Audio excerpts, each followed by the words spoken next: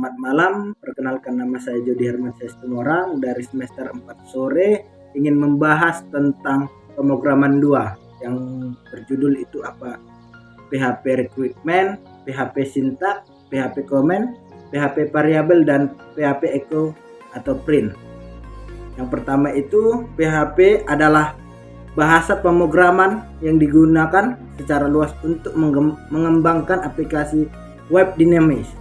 Dengan PHP Anda dapat menghasilkan konten dinamis di dalam halaman web, berinteraksi dengan database, mengolah formulir, mengirim email, dan banyak lagi. Bahkan kode PHP dieksekusi dan hasilnya dikirimkan ke browser kita dalam bentuk HTML.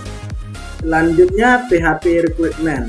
Untuk menjalankan PHP, Anda memerlukan lingkungan yang sesuai, seperti web server yang sebuah server web seperti Apache, Nix, atau Microsoft IIS yang mendukung PHP. Yang kedua itu PHP Interpreter, paket PHP yang diinstal di server untuk menginterpretasikan dan menjalankan skripsi PHP.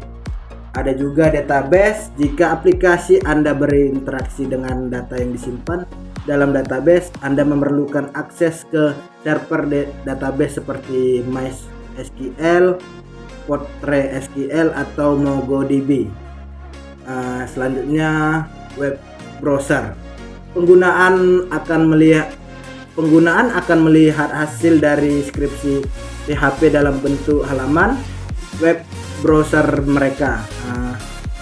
PHP Syntax atau Syntax PHP menggunakan tag PHP untuk memulai blok kode PHP, dan untuk mengakhiri di dalam blok ini Anda dapat menulis kode PHP yang akan dieksekusi oleh server. Berikut contoh sederhana dari Syntax PHP. Contoh PHP itu seperti PHP Comments. Komentar dalam PHP digunakan untuk memberikan penjelasan atau dokumentasi di dalam kode Anda. Ada dua jenis komentar. Yang pertama itu komentar satu baris, lambangnya garis miring 2. Jadi komentar satu baris ini maksudnya ialah komentar yang hanya bisa dilakukan dalam satu baris dalam satu perintah. Yang kedua komentar multibaris, lambangnya itu garis miring bintang. Jadi komentar baris multibaris ini maksudnya komentar yang hanya dilakukan lebih dari satu baris atau dua atau lebih gitu. Oke, baik, sekarang PHP variabel yang digunakan untuk menyimpan data dan memberikan cara untuk merujuk data ke data tersebut. Nama variabel diawali dengan tanda $, diikuti oleh nama variabelnya.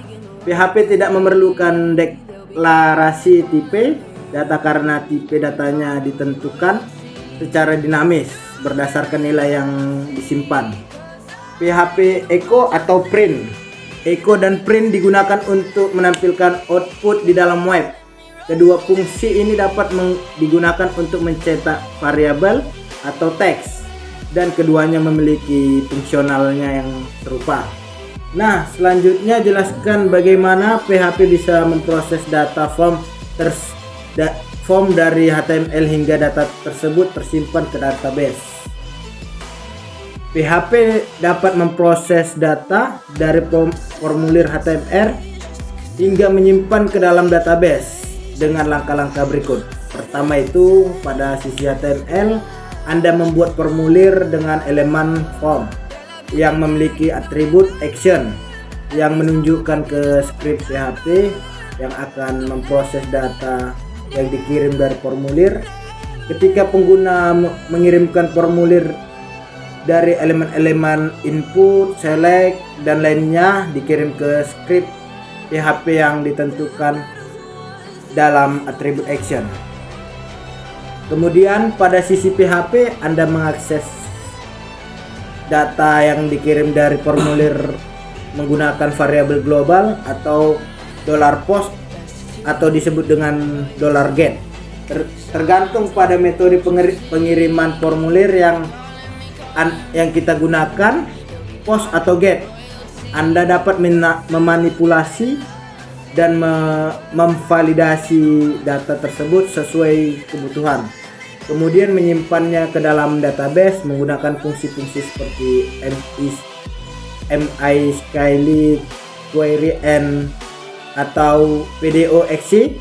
Dalam proses ini Anda juga dapat mengimplementasikan tindakan keamanan seperti pencegahan SQL, injection, dan validasi data sebelumnya disimpan ke dalam database. Secara keseluruhan, PHP memungkinkan Anda untuk mengambil input dari formulir HTML, memprosesnya dengan logika yang didefinisikan dalam script PHP, dan akhirnya menyimpan ke dalam database untuk penggunaan lebih lanjut. Demikian penjelasan dari saya. Bila ada kesalahan ataupun kekurangan, saya minta maaf dari penjelasan saya. Saya izin pamit. Selamat malam.